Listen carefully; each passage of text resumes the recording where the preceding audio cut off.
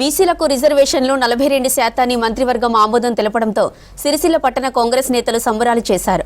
AICC అగ్రనేత Rahul Gandhi, CM Revanth Reddy, TPCC అధ్యక్షుడు Mahesh Kumar Goud, deputy CM Bhatti Vikramarka, మంత్రి పొన్నం ప్రభాకర్, ఎమ్మెల్యే ఆది శ్రీనివాసుల చిత్రపటాలకు పాలాభిషేకం నిర్వహించారు. ఇచ్చిన హామీని కాంగ్రెస్ నిలబెట్టుకోవడం సంతోషంగా ఉందన్నారు కాంగ్రెస్ నేతలు. 42% రిజర్వేషన్లు కల్పించడానికి కేబినెట్ ఆమోదం కల్పించడం జరిగింది.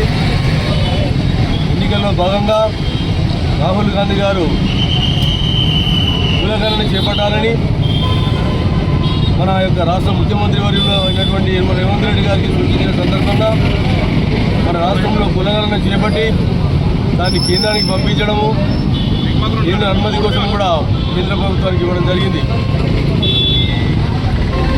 మన రాష్ట్రంలో మన బీసీ బిడ్డలు నిన్నటి రోజు చాలా ఆనందపడవలసినటువంటి దినము.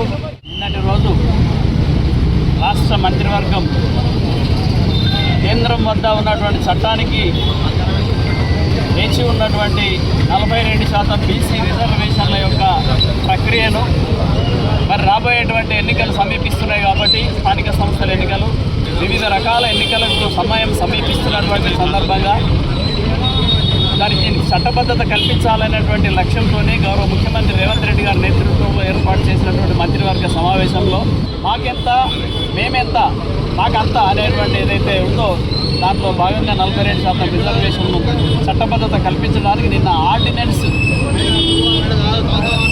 ఆమోదించినందులకు యావత్ రాజన్న సిరిసిల్ల జిల్లా, సిరిసిల్ల పట్టణ బీసీ వర్గాల ప్రజల పక్షాన హృదయపూర్వక ధన్యవాదాలు గౌరవ ముఖ్యమంత్రి రేవంత్ రెడ్డి గారికి.